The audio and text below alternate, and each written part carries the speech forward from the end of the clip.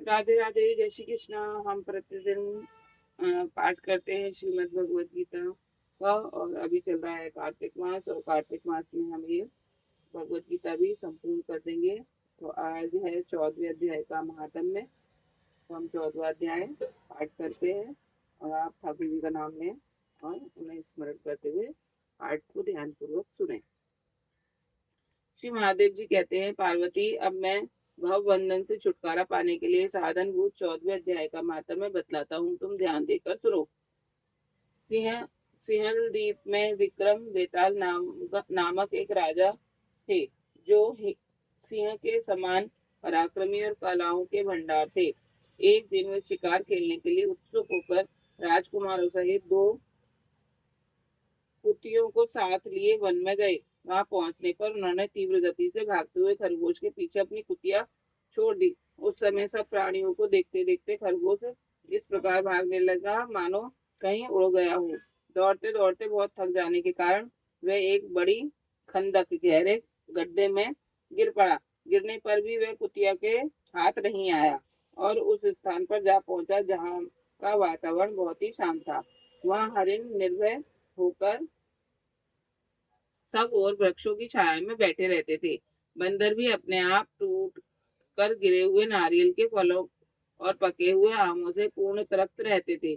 वहां सिंह हाथी के बच्चों के साथ खेलते और सांप निडर होकर मोर की पंखों में घुस जाते थे।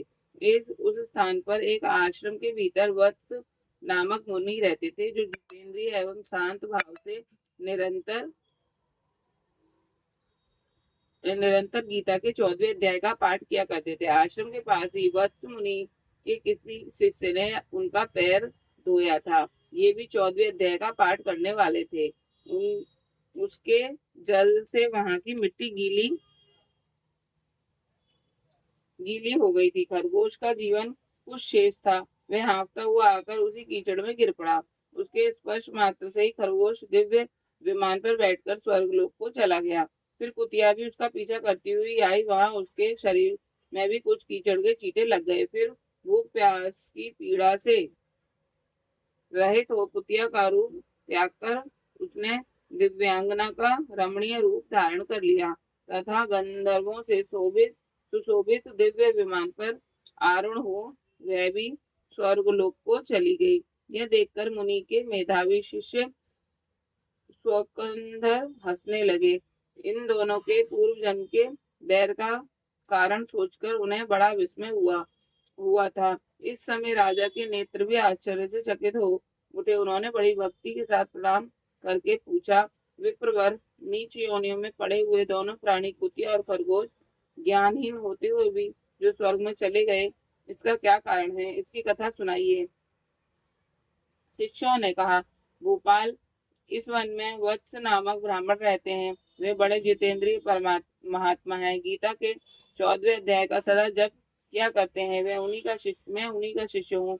मैंने भी ब्रह्म विद्या में विशेष विशेषज्ञता प्राप्त की है। गुरु जी की भांति मैं भी 14वें अध्याय का प्रतिदिन जप करता हूँ। मेरे पैर धोने के जल में लौटने के कारण में खरगोश कुतिया के साथ ही स्वर्ग लोक को प्राप्त हुआ है। अब मैं अपने हंसने का कारण बताता हूँ। महाराष्ट्र में प्रद्युक्त प्रद्युदक नामक महानगर है। वहाँ केशव नाम का एक ब्राह्मण रहता था, जो कपटी मनुष्यों में अग्रगण्य था। उसकी स्त्री का नाम विलोबना था। वह स्वच्छंद विहार करने वाली थी। इससे क्रोध में आकर जन्म भर के बैर को याद करके ब्राह्मण ने उस अपनी स्त्री का वध कर डाला, और उसी पाप से उसको खरगोश की योनि में जन्म मिला। ब्राह्मणी भी अपने पाप के कारण कुतिया हुई। श्री महादेव जी कहते हैं, ये सारी कथा सुनकर श्रद्धालु राजा की गीता के 14वें अध्याय का पाठ आरंभ कर दिया। इससे उन्हें परम गति प्राप्त हुई। ये 14वें अध्याय का महात्म्य यही समाप्त हुआ। अब हम कल पढ़ेंगे 14वां अध्याय। श्री राधे।